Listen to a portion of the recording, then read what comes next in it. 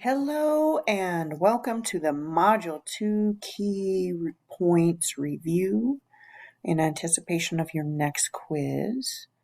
I hope that your week is going well. Let's get started. So the first thing I want to talk about is that's not what I want to do. The cytochrome P450 enzyme 1A2. So there are many drugs that are substrates. In other words, they're metabolized by this particular CYP450 enzyme. One of the things that alters the function of 1A2 is tobacco smoking. So when somebody uses tobacco, they smoke tobacco, it causes cytochrome P450 1A2 substrates to be metabolized more quickly. So if I break them down more quickly, they're eliminated more quickly, it leaves less in the bloodstream. In other words, induction of the enzyme means reduction of blood levels. Okay.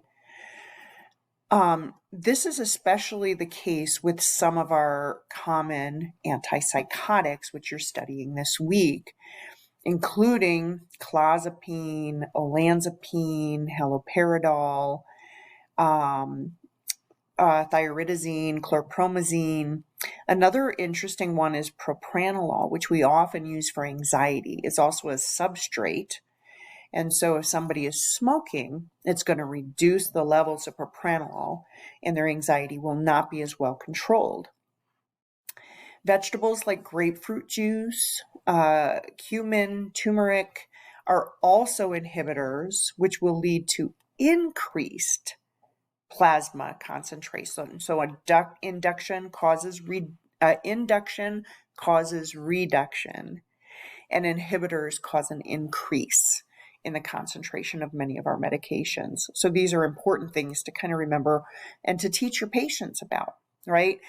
So if I've got a patient who's taking, for instance, olanzapine, and they start smoking, what does that mean for dosing of that drug? Well, if induction causes reduction, then I'm going to need to increase the dose of olanzapine to achieve the same effect. Now, if the same patient is not smoking but starts drinking grapefruit juice and the breakdown of olanzapine is inhibited, that means that levels are going to increase and we're more likely to see side effects from too much of the dopamine blockade, etc.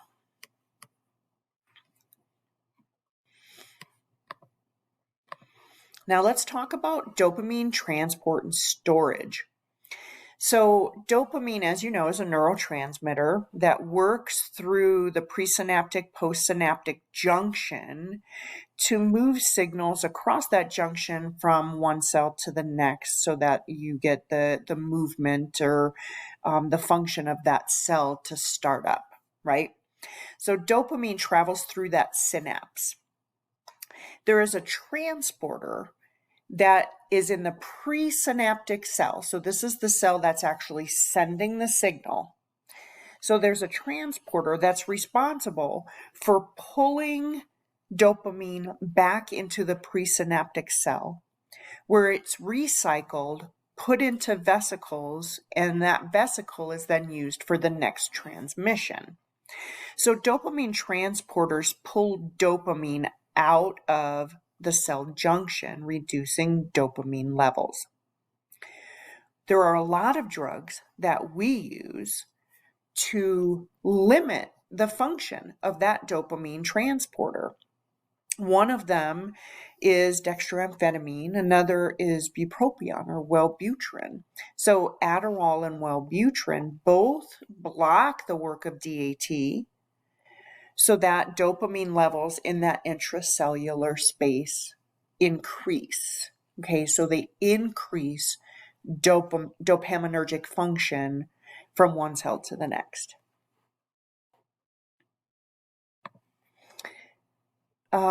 This should not be dopamine transporters. This should be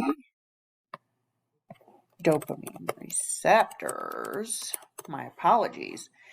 So there are 5 different dopamine receptors, and they're split into 2 different subtypes. The D1 subtypes include D1 and D5. The D2 are the remaining. D2, D3, and D4 are D2 type dopamine receptors. So D1 actually it does kind of the opposite. It kind of opposes D2. Okay. D1 receptors, we have a lot of them in the striatum, which is where the substantia nigra, some of the mesolimbic areas of the brain, nucleus accumbens, responsible for rewards, the olfactory bulb, so smells, the amygdala, the hippocampus, hypothalamus, and the frontal cortex have a lot of D1 receptors. And D1 is responsible for things like locomotion, motor, learning and memory, attention, impulse control, sleep, and regulation of renin and renal function. Okay. The D5 more in the cortex, the substantia nigra, and the hypothalamus. Again, cognition, attention, decision making, motor learning. So learning how to do things, right? And then the D2 type receptors. All are involved in movement, impulse control, learning and memory, sleep. And these are in the striatum again, the ventral tegmental area, the cortex, the frontal cortex, the amygdala, the hypothalamus, and the nucleus accumbens. And so the different types of receptors have different functions. So D1 and D5 types have some regulation over the D2 types. All of them are involved to some degree in motor, in learning, in executive function, etc. Now, drug-induced Parkinsonism or extrapyramidal symptoms are side effects of some of the drugs that we use to treat schizophrenia. So extrapyramidal symptoms or drug-induced Parkinsonism include dyskinesias, dystonic reactions, tardive dyskinesia, which is facial, right? Parkinsonism, akinesia, so being not able to move, or bradykinesia, akathisia, and neuroleptic malignant syndrome. Now, normal movement is controlled by a maintenance of the balance between dopamine and acetylcholine in the striatum and the nigrostriatal pathways. Now, these symptoms, drug-induced Parkinsonism or extrapyramidal symptoms, result from a blockade of dopamine receptors, which causes a relative increase in acetylcholine function. So think about it, normal, they're balanced.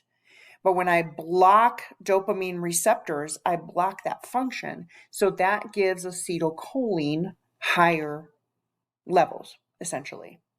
Okay. So some of the different symptoms that we're talking about, akathisia is a feeling of intense internal restlessness and a compelling urge to move. So when you're seeing these patients, you're seeing them crossing and uncrossing their legs, swinging, shifting from one foot to another. This usually happens within 4 weeks of starting or increasing the dose of the medication that is responsible. And it is often misdiagnosed as anxiety, restless leg, or agitation. There's also a possibility of withdrawal akathisia, which can occur after we discontinue or reduce a dose of an antipsychotic. This usually resolves within about 6 weeks. Okay. Many times with akathisia, we have to change the medication to something different in order to get rid of those symptoms. So drug-induced Parkinsonism or extrapyramidal symptoms often represent as a tremor, rigidity, bradykinesia, so slow motor function. And we usually see these patients with a masked looking face, so very blunted affect, a stooped posture. And you've heard of the Parkinsonian shuffle, right? So they don't lift their feet, they kind of shuffle along.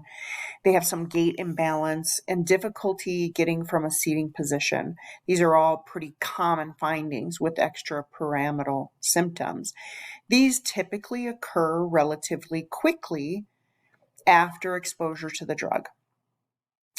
And then tardive dyskinesia affects the facial, oral muscles, tongue muscles. Every now and again, you see the muscles of the trunk and the extremities involved, but usually it's more facial. They're not painful, but they can cause problems with like social interaction, cause difficulty chewing, swallowing, and talking. These symptoms tend to occur much later, 6 weeks, 8 weeks out from starting the medication. And the presumption is that tardive dyskinesia is kind of a super sensitive response to that chronic dopamine blockade. Now, neuroleptic malignant syndrome is a crisis. It is a medical emergency. This is usually due to a sudden loss of dopaminergic activity because of D2 receptor blockade or abrupt withdrawal of dopamine receptor stimulation. So if they're taking something that's an agonist and we stop it, we may see neuroleptic malignant syndrome. So this withdrawal, this loss of dopaminergic function leads to extreme muscle rigidity, hyperthermia, and mental status changes. There's actually a mnemonic you can use for NMS. It's fever. F is for fever. They run a very high fever, rather like malignant hyperthermia. E is for encephalopathy. Vital signs are very unstable. The autonomic instability is one of the key findings. Elevated CPK, because that muscle rigidity leads to damage to the muscle tissues, widespread muscle tissue damage. And R is for the rigid muscles. This usually happens within 2 weeks of starting treatment. It can also occur with people taking anti-Parkinson drugs such as levodopa, which are stopped abruptly. They can develop neuroleptic malignant syndrome. This is a serious emergency, and often we start with dantrolene, which is also the treatment for malignant hyperthermia, as there is some discussion about whether this involves calcium conduction because of its similarities to malignant hyperthermia. Hyperprolactinemia. So dopamine in the tuberoinfundibular pathway it controls the levels of prolactin being excreted by the pituitary. So when we block dopamine receptors using the antipsychotics, we block that function as well. So we block the inhibition, which leads to an increase of prolactin production and secretion, which causes abnormal production of breast milk in affected individuals. This is more common with the typical antipsychotics, but we also see it with risperidone and metoclopramide, with Reglan, which was originally designed as a psychotropic drug. Now, a lot of times we worry about the differences between the typical and the atypical antipsychotics. So the typical are the older antipsychotics. They have much higher affinity for D2 receptor blockade. They are actually finding that these drugs have higher rates of gray matter apoptosis. So some of what we see in terms of cognitive decline in schizophrenia may in fact be iatrogenic, caused by the drugs. These drugs tend to have more histamine blockade and more alpha blockade and more muscarinic blockade, which leads to some of the side effects like sleepiness, lower blood pressure, and some of the like dry mouth and constipation. They're also responsible for higher rates of drug-induced Parkinsonism. The atypical antipsychotics like Abilify or Aripiprazole, clozapine, risperidone, quetiapine have varying affinity for D2, D3, and in fact D1 receptors. But they also have higher affinities for for serotonin 1A, serotonin 2A, and serotonin 2C. They have varying affinities for alpha 1 and histamine 1, tend to have fewer of the sleepy side effects, but they can still occur. They also have a lower risk for dopamine-induced Parkinsonism, or drug-induced Parkinsonism. So while typical antipsychotics have higher rates of movement issues, the atypicals have a higher risk for the metabolic side effects like increased glucose, increased cholesterol, increased blood pressure, and increased weight gain. An example of one of the atypical antipsychotics and how different they can be, Geodon or Soprasidone, is an agonist at serotonin 1A, which helps to actually reduce anxiety, and an inhibitor of the reuptake of both serotonin and norepinephrine. So in addition to its dopaminergic function, it has several serotonin and norepinephrine functions that actually make it good for anxiety and depression as well. But Soprasidone, like Lurasidone, requires high-calorie meals when they take the drug. Now, one of the atypical antipsychotics, and it's actually considered one of the gold standards for schizophrenia because the drug, other than the potential for neutropenia, is actually well tolerated and has really good efficacy with both positive and negative symptoms and cognitive function. But the risk for severe neutropenia requires that prescribers, patients, and pharmacists are trained and registered in the REMS system, the Risk Evaluation and Mitigation system. So REMS training goes through all of the potentials with clozapine, but in a nutshell, patients who are put on clozapine have to have a CBC with differential and an ANC, absolute neutrophil count, before starting the therapy, and every week for the first 6 months. If blood levels stay normal or acceptable for the first 6 months, then for the next 6 months, we can go every 2 weeks with labs. If the labs stay acceptable for that second 6 months, then we can go to every 4 weeks labs throughout therapy. And then if we decide to discontinue, then from the day of discontinuation, weekly for 4 weeks, we do the same CBC with diff and absolute neutrophil count. And so that's so these are just a couple of things to kind of just some highlights of what you went over the last couple of weeks. The quiz will include Module 2 and Module 3. So the decision-making cases and, some of the decision-making information, and the implicit association, implicit bias materials, and the schizophrenia materials.